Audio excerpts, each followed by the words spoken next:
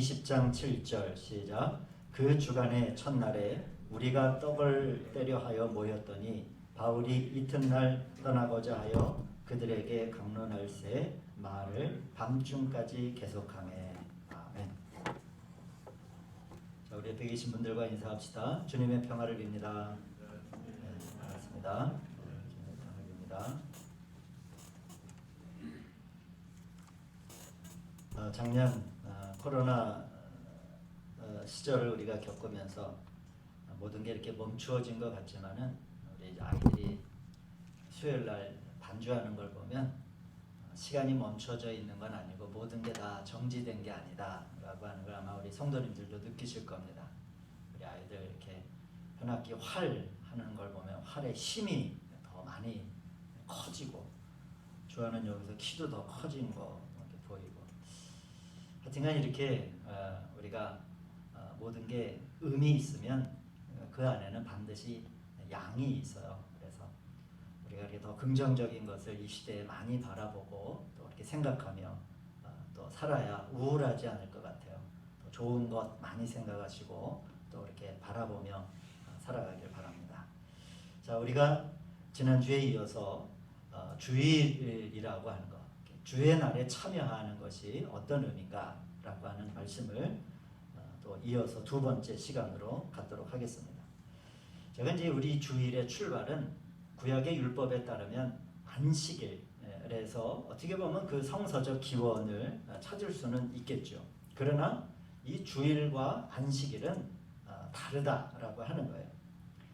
여기서 사람들이 안식일이 이제 신약 시대가 됐으니까 그 안식일이 그냥 날짜가 일요일로 바뀌어서 주일이 된 게 아니냐 그렇게 생각을 많이 하는데, 이렇게 유대력에 의한 유대의 달력이죠. 고대 이 히브리 사람들의 달력에 의한 토요일이냐 아니면 헬라 문화권에서 시작한 이 태양력으로 인한 일요일이 되느냐라고 하는 것을 가지고 안식일이요 주일을 구별하는데, 근본적으로 이것은 이 안식일에 대한, 이제 또 지금의 우리의 용어를 치자면은 주일에 대한 이해가 부족한 그러한 관점입니다. 제가 지난주에도 말씀드렸듯이 그것이 안식일이든 그것이 주일이든지 간에 가장 기본적인 것은 뭐냐면, 창조된 인간이 우리 창조주 하나님을 경배하는 것에 있어서 그 사람의 모든 출발은 하나님께 참여하는 것이 가장 처음이어야 한다라고 하는 것이 이 가장 본질적인 의미가 되겠습니다. 그래서 우리가 주일을 성수합시다. 성수라고 하는 것은 거룩하게 지킵시다라고 하는 의미 아닙니까? 이 말은 일요일 날 11시 예배에 나와야 합니다 라고 하는 그 외피 안에 무엇이 있냐면은, 우리의 인생에서 사람이 이 땅에 살아갈 때 이 인생에서 삶의 행동에 가장 또 무엇인가를 의식하고 인식하는 것에 있어서 가장 처음은 바로 주님의 마음, 그분을 바라보는 예배하는 것이 가장 처음이어야 합니다 라고 하는 의미가 주일을 성수합시다 라고 하는 것에 담겨져 있는 거예요. 일요일 날 11시에 이 예배의 자리에 나옵시다 라고 하는 그런 외피를 가지고 있어요. 그런 외면의 그릇을 가지고 있지만은 그 안에 담겨진 의미는 뭐냐면, 우리의 삶에 있어서의 가장 첫걸음은 주님의 마음을 들여다보고 그분의 손을 잡고 그분을 예배하는 것이 우리 삶의 가장 첫걸음입니다 라고 하는 그 그릇 안에 그 내용물이 담겨져 있는 겁니다. 이것이 이제 신약에서 안식일의 주인이라고 하셨으니까 우리 주님이 율법을 완성하신 바로 그분의 일, 이 세상에서 이루신 가장 완전한 생명의 역사인 부활에 참여하는 것, 바로 그게 주일이죠. 그래서 주일 예배라고 하는 것은 부활하신 주님의 생명의 역사에 참여하는 것, 그리고 이 세상을 그 역사에 참여하는 그리스도인으로서 우리가 이 세상을 살아가는 것, 그분의 제자로서 가장 처음의 일입니다 라고 하는 고백과 선언이 될 수 있습니다. 그런 면에서 비록 우리가 기독교인이 아니었던 이 아인슈타인의 종교관을 한번 생각해 볼 필요가 있습니다. 아인슈타인은 기본적으로 우리가 뭐 상대성 이론과 양자 물리학의 뭐 아주 기초를 닦은 과학 뭐 천재라고 불리는 이 아인슈타인은 무신론자입니다. 기본적으로. 그런데 그 아인슈타인이 이런 얘기를 한 적이 있어요. 종교가 없는 과학은 절름발이고 과학이 없는 종교는 장림이다. 이제 이 의미가 무엇인지를 한번 우리가 되돌아보면 우리가 이 안식일, 주일을 바라보는 좋은 시사점과 관점을 우리가 찾아볼 수 있습니다. 이 아인슈타인은 무신론이지만은 종종 그 뉴욕에 있는 이 유대교 랍비들과 편지를 주고받기도 하고 신문 지상을 통해서 논쟁을 하기도 했다고 하는데요. 그러니까 이 아인슈타인이 생각하는 신, 이 아인슈타인의 뭐 과학의 세계를 저 같은 사람은 뭐 도무지 이제 이해할 수는 없겠지만은 하여튼간 이 뛰어난 과학자이고 물리학자인 이 아인슈타인이 생각하는 신은 무엇일까? 그 뛰어난 과학자가 생각하는 종교는 무엇이었을까요?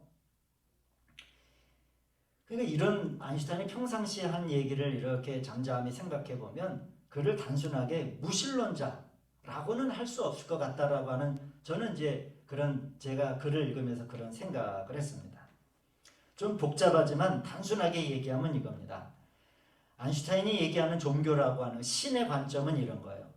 종교를 희망하는 사람들에게 이제 거기에는 뭐 기독교, 유대교, 불교 뭐 할 것 없이 다 망라해서 종교라고 하는 것을 희망하는 사람들에게 스스로 도덕적 책임이 있는 존재가 되고 삼라만상에 숨겨진 신비를 찾는 그런 탐구를 멈추지 않을 때 종교가 발견된다. 뭐 이렇게 이야기를 했어요. 그러니까 이제 뭐 어려운 얘기 같지만 그렇게 어려운 얘기는 아니에요. 여기에서 이런 거죠.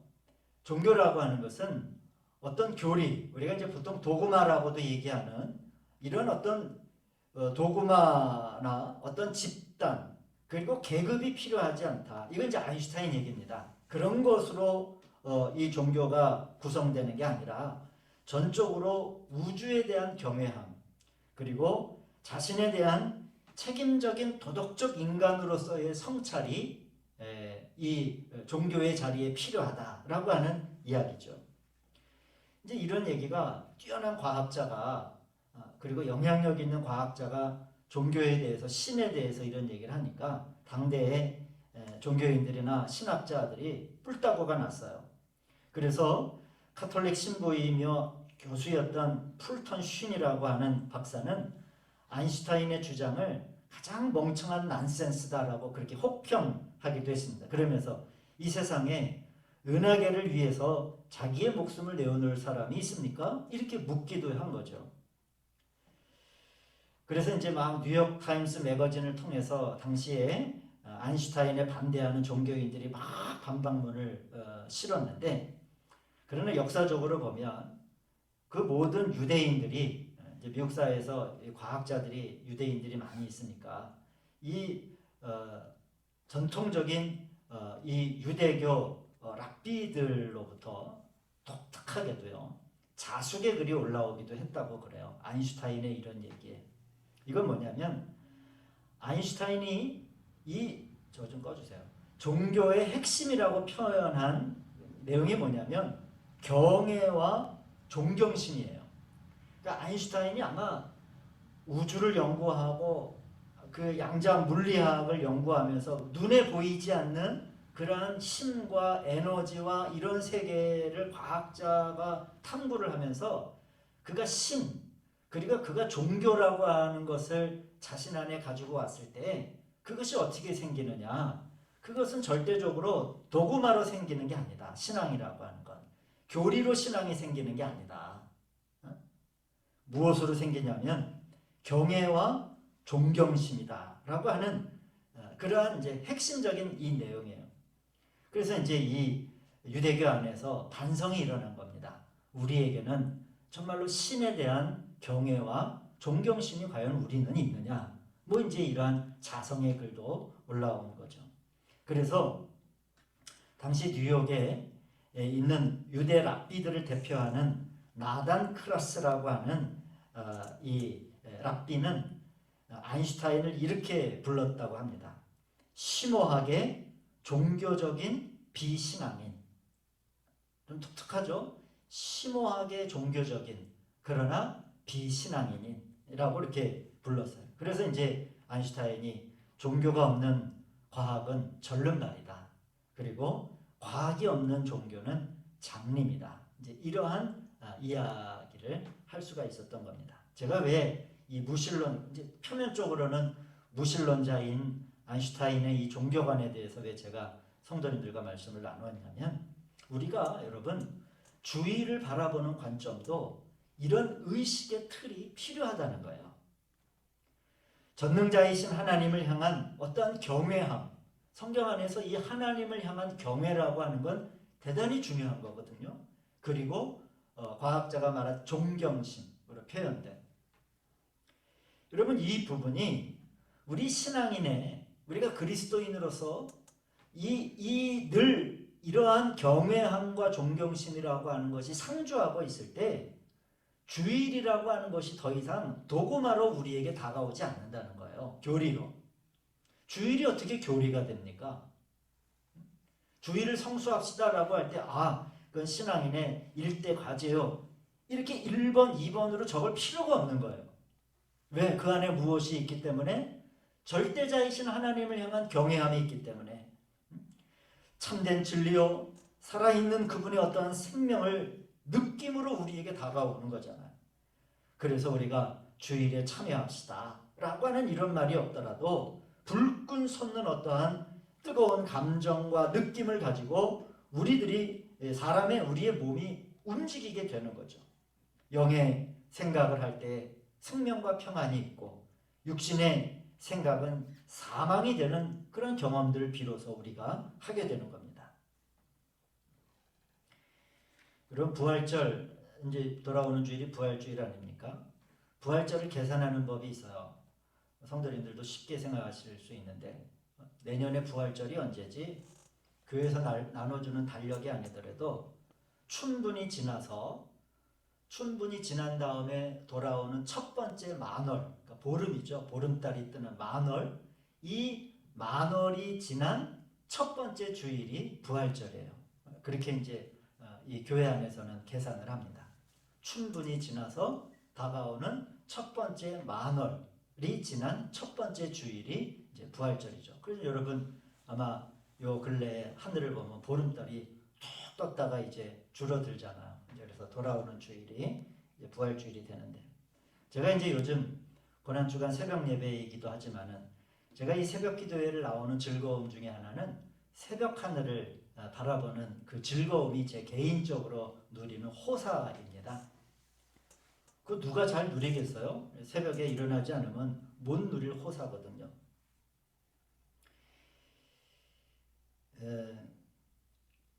이제 며칠 동안 미세먼지가 최악이라 달도 아주 뽀얗게 보이고 넘어가는 달도.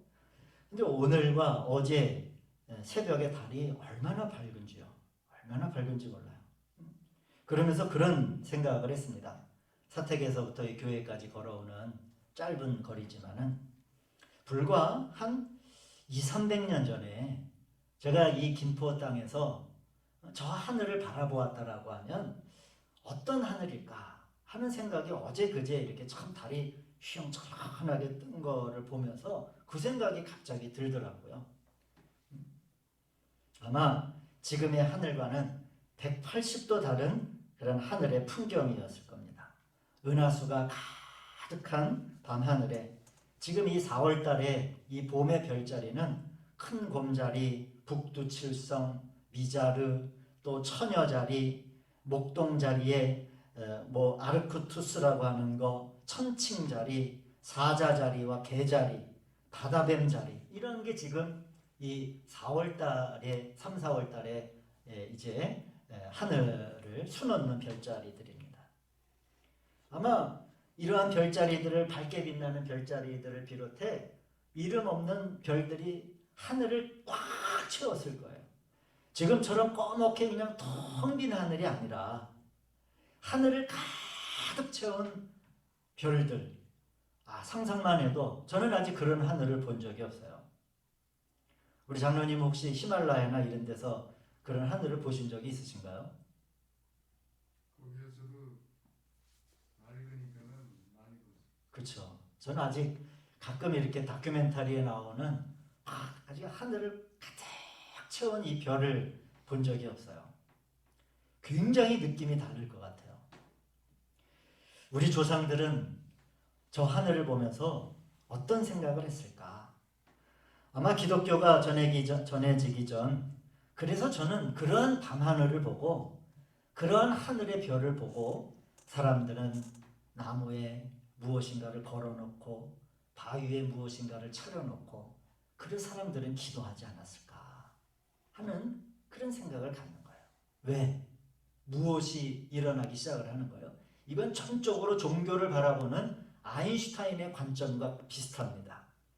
바로 경외와 그리고 어떠한 존경심이 그 피조된 사람 안에서 자연 발생적으로 일어났기 때문이라고 하는 거죠. 누가 시켜서가 아니라는 거예요. 이게 원시적인 종교죠. 그런데 어제 밤이나 오늘 새벽에 하늘을 보며 비록 달이 밝기는 했지만은 그런 생각을 했습니다. 사람이 땅을 보기는 쉬워요. 여러분 살아가시면서 걸으실 때 뭐 넘어지지 않으려면 땅을 봐야 되겠지만 여러분의 삶 가운데 시선이 땅을 많이 바라보십니까? 하늘을 많이 바라보십니까? 땅을 보는 것은 쉬운데 하늘을 올려다보는 것은 결심을 해야 돼요. 뭔가 마음을 먹어야 되는 거예요. 그런 생각이 들었어요. 절망은 쉬운데 소망을 갖는 것은 어떤 노력을 해야 되는 거구나 라고 하는 것입니다. 그리고 주일이라고 하는 것, 주님의 날은 결코 교리가 아니에요. 일주일에 한 번은 예배 드려야 한다? 이거는 교리의 문제가 아니에요. 철저하게 피조물로서 창조주이신 하나님에 대한 경외하는 마음이 내 안에 얼마나 어느 게이지 정도로 차 있는가, 어느 정도의 양이 그 부분이 차지하고 있는가의 문제라고 하는 거죠. 그래서 그것이 유대교에서 율법에서 안식일이었든 또한 이 신약에 있어서 주일이든지 간에 신에 대한 경외함, 하나님을 바라보는 그 마음이 이 주일을 완성하는 거예요. 바로 내 삶에 있어서 가장 첫 스텝, 내 인생에 있어서 가장 처음은 바로 주님의 일에 참여하는 것이다. 여러분, 이것이 바로 주일에 대한 가르침입니다. 주일에 대한 가장 기본적인 베이스예요. 자, 그러면 신약에서 그럼 이 주일의 기능은 뭘까? 제가 한 가지만 말씀을 드리겠습니다. 그러면 그렇게 주님의 일에 참여하는 것, 우리가 주님의 부활에 참여하는 것이 첫 번째라고 하면 그럼 주일날 뭐 하나요? 라고 할 때 성경 말씀이 우리에게 처음으로 가르쳐주는 주님의 날에 참여한 사람들이 하는 가장 첫 번째 일이 있습니다. 그게 뭐냐면 떡을 떼는 거예요.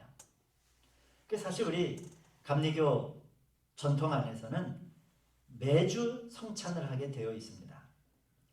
저희는 이제 한 달에 한 번 정도로만 하는데 주일은 떡을 떼는 주일 날이에요. 떡을 떼는 날. 언제 오늘 사도행전 20장 7절에 나오죠.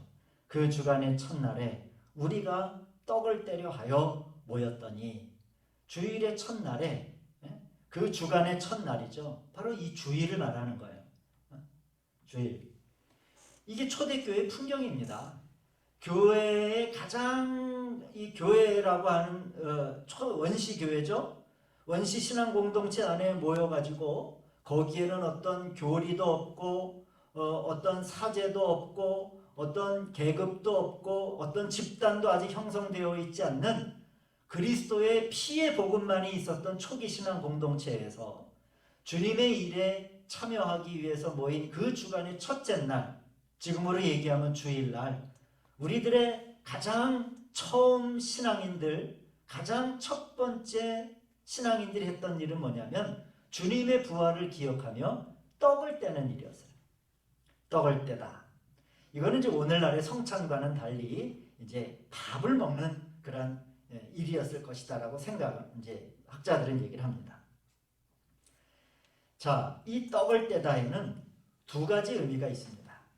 첫 번째로는 떡을 떼며 초기 신앙 공동체 사람들이 떡을 떼는 그들의 마음에는 가장 먼저 뭐가 떠올랐을까요?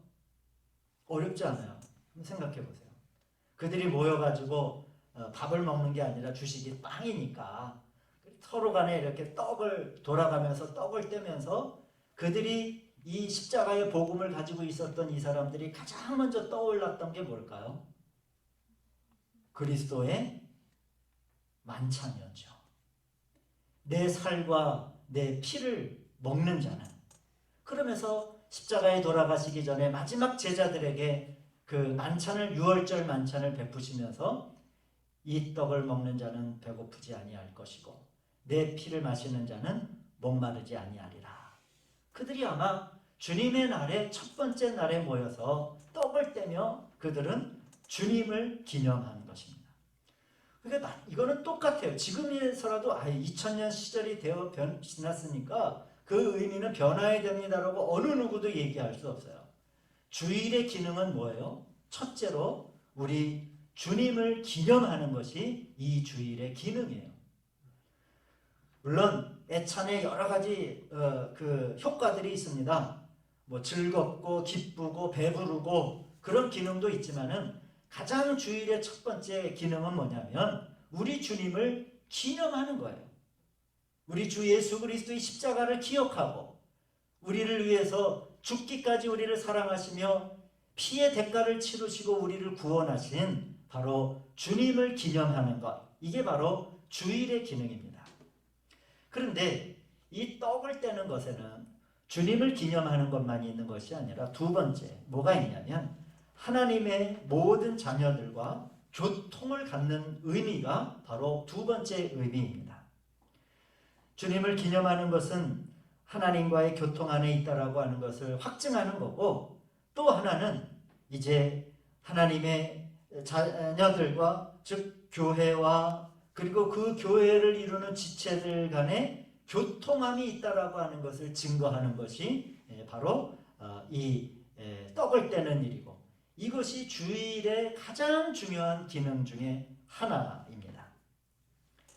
사랑하는 여러분, 이 세상에 교회는 여기 우리 생명나무 교회만 있지 않고 조금만 나가도 우리 감리교 안에 61개의 김포지방 교회가 있어요. 강화지에 가면은 150개의 교회가 있고, 그러면은 이 세상에 많은 주의 백성들이 있잖아요. 신앙 주님의 백성들이, 우리는 그들과 어떻게 교통을 가질까요? 언제 그들을 다 만날 수 있습니까? 저는 이 가까운 우리 여기 61개 지방에 61개 담임 목사들이 있지만은 요 근래에 들어서는 한 10대 분은 아직 인사를 못 나누는 분들이 있어요. 이름도 잘 모르고. 저도 그런데 우리 성도님들은 언제 이 땅에 있는 모든 하나님과의 백성들과의 교통을 어떻게 누리시겠습니까? 그것은 바로 이 주일날 떡을 떼며 바로 이웃한 우리 형제 자매들과의 교통을 통해서 한 떡이신 주님이, 교회는 많고 지체들은 많이 있지만은 떡은 몇 개가 돼요? 떡은 하나예요. 떡은 하나예요. 우리가 성찬을 나눈다라고 하는 것은 한 몸이신 그리스도를 나누는 거예요.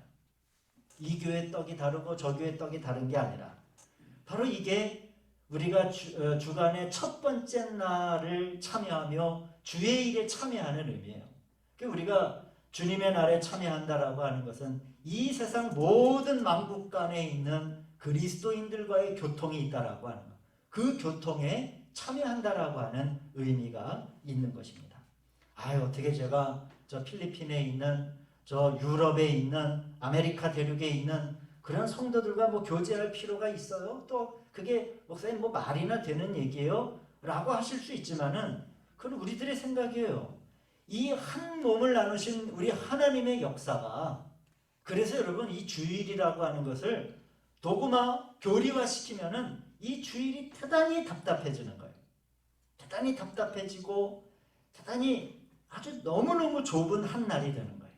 그러나 우리가 이 주일에 참여한다라고 하는 것은 하늘에 계신 주님을 기념하는 것이요, 우리 성도님들 안에 계신 성령님을 통한 만방에 있는 모든 하나님의 백성들과 함께 교통하는 일이 된다라고 하는 것을 우리가 생각하면 이 주일에 참여한다라고 하는 것이 얼마나 역동적인 일인가라고 하는 것을 비로소 우리가 보게 되는 거죠. 어쩌면 안식일은요, 어떤 것을 하지 않는 날이잖아요. 지금 이 교리 안에 있는 안식일은 어떻게 하면 뭔가를 안 하려고 하는 날이 안식일이잖아요.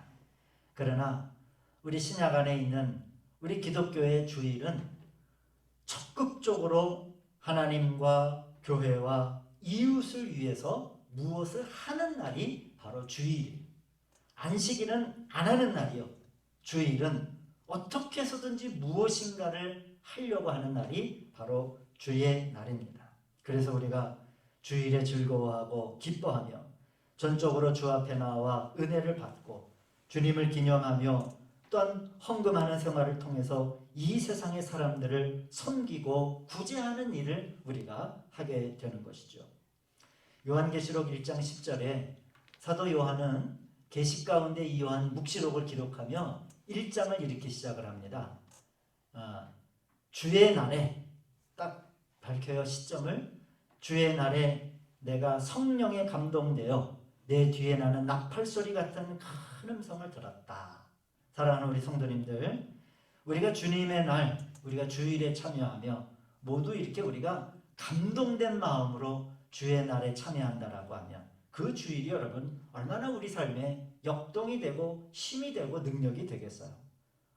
억지로 해야 되는 책임과 의무가 아니라 성령에 감동되어 뒤에서 나는 나팔소리와 같은 큰 음성을 듣는 주님의 날, 우리 사랑하는 성도님들이 앞으로 남은 여생 동안 일생토록 이제 주의 날에 참여하는 그리스도인들이 되실 터인데, 그 날, 그 모든 시간들이 이렇게 주님의 영에 감동이 되어서 참여하시는 우리 성도님들의 주일이 되시길 우리 주님의 이름으로 축원드립니다.